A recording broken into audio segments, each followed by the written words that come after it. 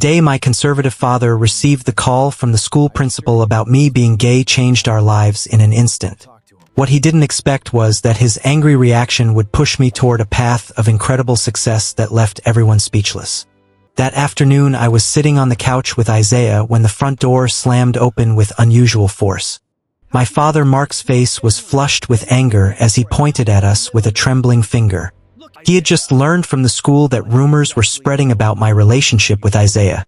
The whole class had started avoiding me after someone saw us holding hands at the park last week.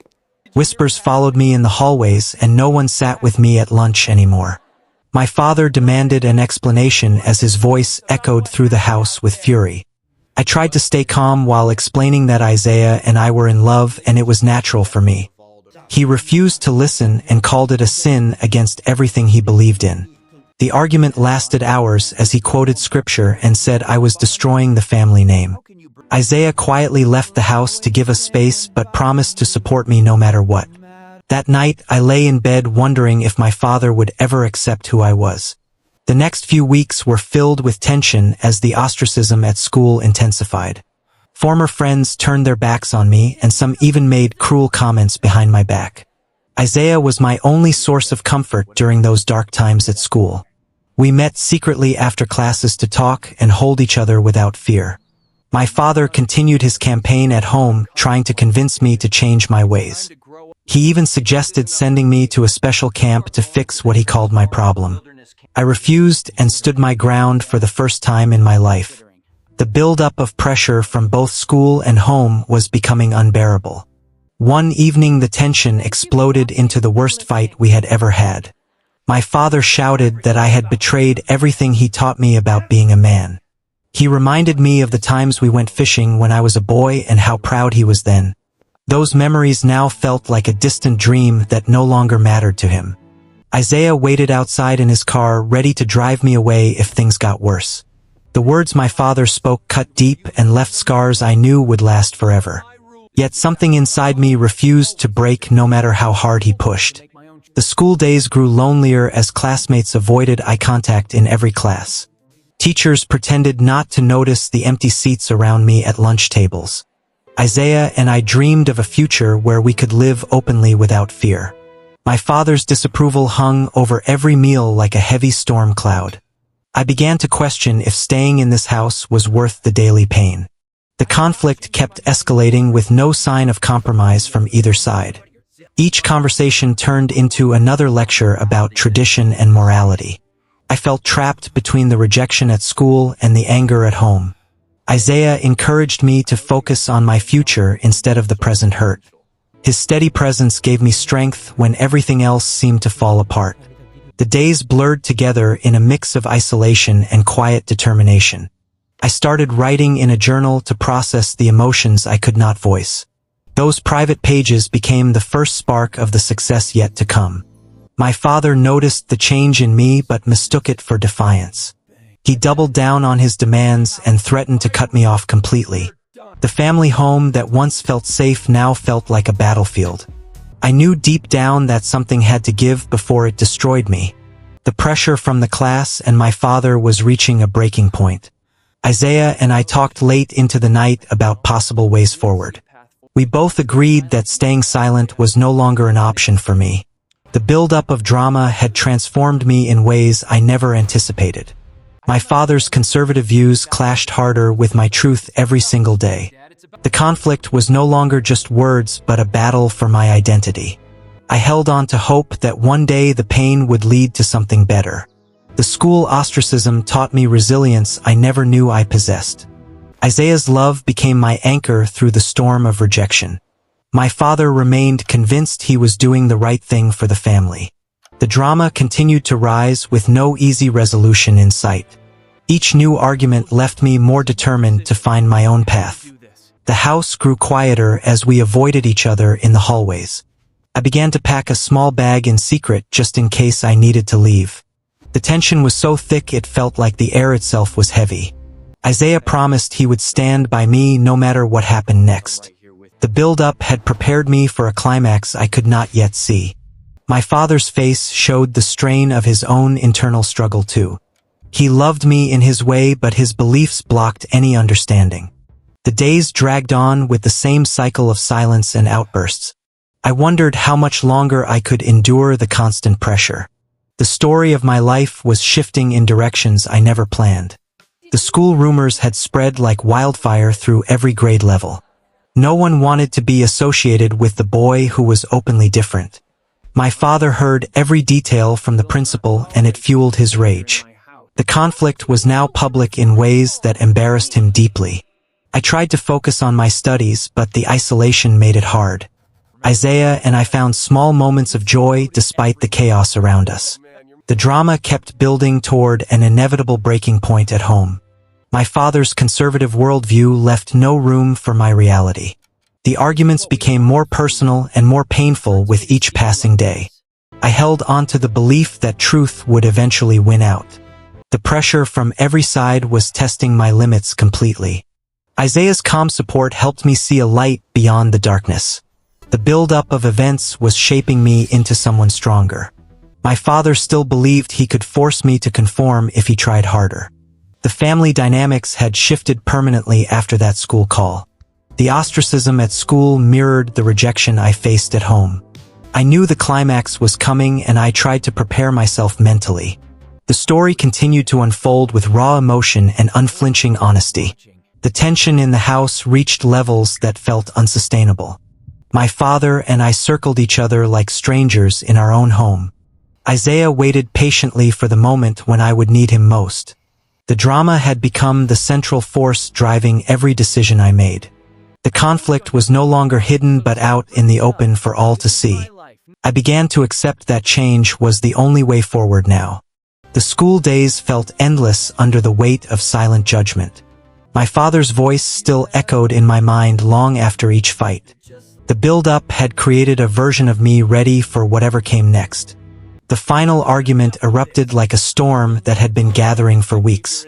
My father stood in the living room and declared I was no longer his son.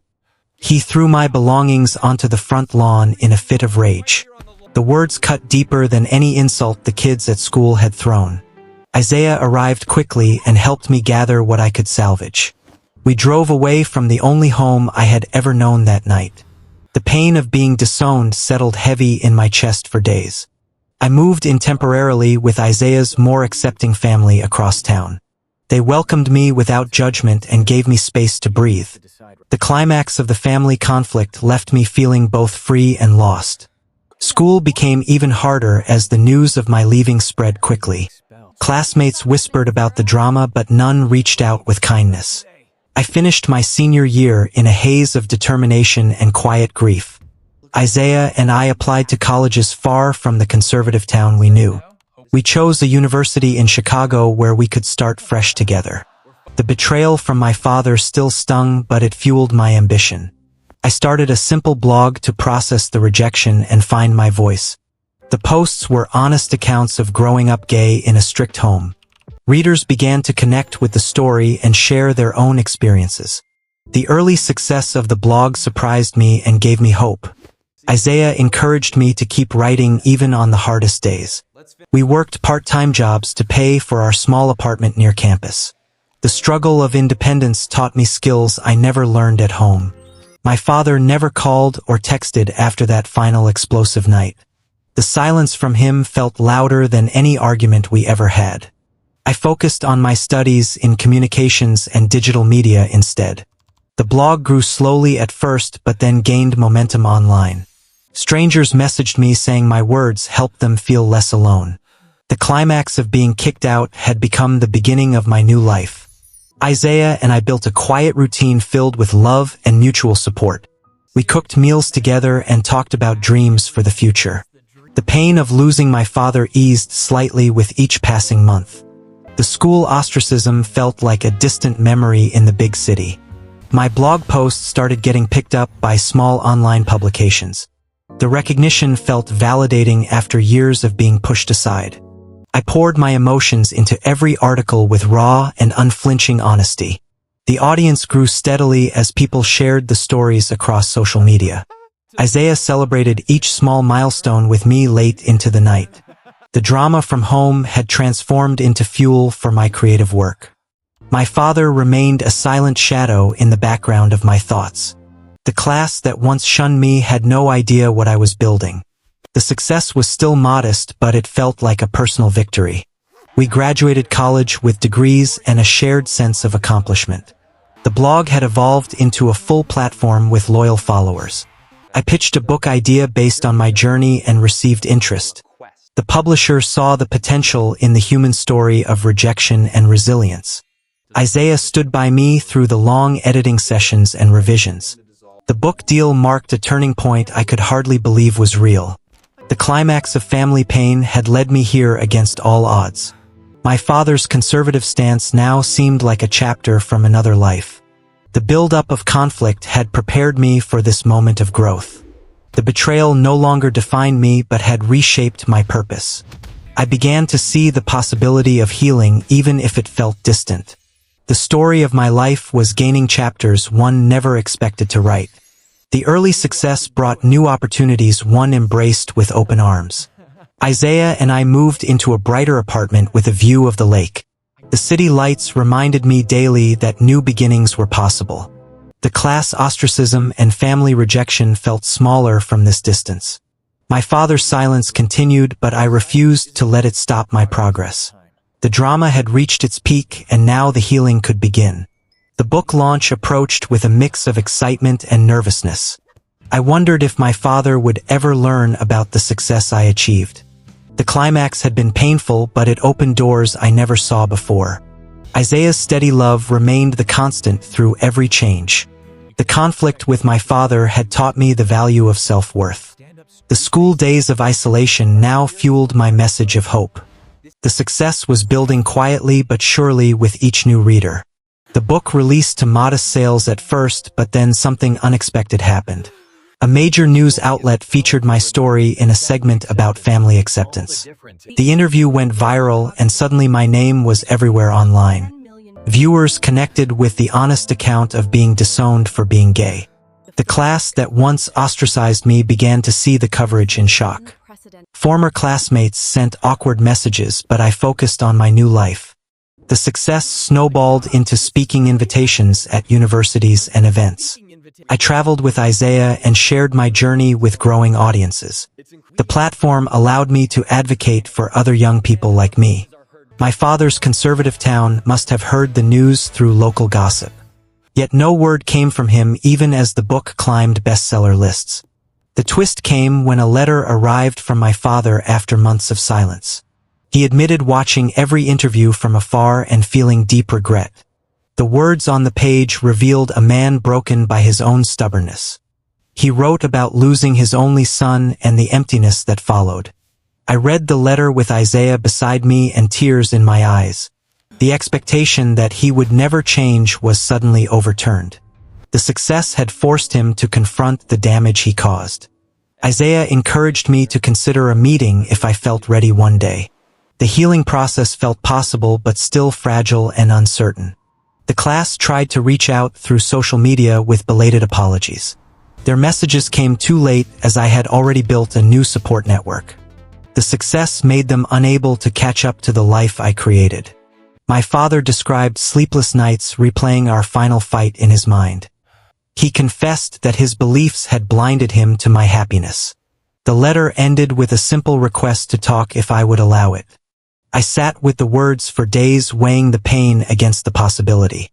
Isaiah reminded me that forgiveness did not mean forgetting the past. The twist of my father's vulnerability caught me completely off guard. The success I achieved had circled back to touch the very person who rejected me. The book tour continued, and each event reinforced my sense of purpose. Audiences shared stories that mirrored my own experiences with family. The platform grew into a community for those navigating similar conflicts. My father waited patiently for any response while the world moved forward. The regret he expressed felt genuine after years of his unyielding stance. The class that shunned me now watched my rise from a distance in awe. Their attempts to reconnect felt hollow compared to the bonds I formed. The healing began slowly as I drafted a careful reply to my father. I suggested a neutral meeting place in the city where I now lived. Isaiah offered to accompany me if I wanted support during the encounter. The twist had shifted the power dynamic in ways I never anticipated. The success that started from pain now opened a door to reconciliation. My father's words showed a man who had lost more than he gained. The conservative beliefs that once defined him now seemed to crack under regret. The story reached its emotional peak with this unexpected outreach. I felt a mix of anger and compassion when thinking about the letter. The class remained frozen in their past while I embraced a brighter future. The success had changed the narrative for everyone involved in my life. Isaiah and I discussed the meeting at length over quiet dinners. The possibility of healing felt both terrifying and strangely hopeful. The twist proved that even the deepest wounds could surprise us. My father's hoi-han came after the loss he created with his own hands. The book continued to sell and inspire conversations across the country. The platform I built became a voice for many silenced young people. The drama that began at school and home had come full circle. The success forced reflections on choices made in the heat of conflict. We met at a quiet cafe near the lake on a bright autumn afternoon. My father looked older and smaller than I remembered from our last fight. He struggled to find words as tears welled up in his tired eyes. He apologized for the years of rejection and the pain he caused me. Isaiah sat beside me, offering silent strength during the emotional conversation. My father admitted his conservative views had cost him the son he loved. He described watching my success from afar and feeling immense pride mixed with shame. The class had tried to contact me, but I chose to focus forward instead. Their belated support could not erase the isolation they once imposed. My father asked for a chance to rebuild what he had broken so badly. I listened carefully and shared how the rejection shaped my entire path. The healing began with small steps and honest words between us. Isaiah suggested we take things slowly without rushing forgiveness. My father nodded and promised to learn and grow from his mistakes. The twist of his genuine regret allowed a fragile bridge to form. The success that started from pain now created space for understanding. We parted that day with a cautious agreement to stay in touch. The family wounds would take time, but the door to healing was open. The class remained in the past while my life continued to expand. Their inability to catch up highlighted how far I had truly come. My father began reading my book and attending local support groups quietly. He reached out with short messages that showed real effort to change. Isaiah and I visited the old town for a careful holiday gathering. The house felt different now, with new conversations replacing old arguments. The conservative beliefs that once divided us were slowly being examined. The success had not only changed my life but also challenged his worldview. The ending brought a sense of peace I never thought possible. The pain of the past remained, but it no longer controlled the future. We built new memories together with patience and mutual respect.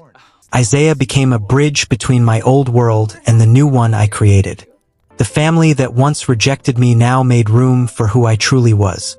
The story of rejection had transformed into one of unexpected redemption. The class that ostracized me faded into a footnote in my journey.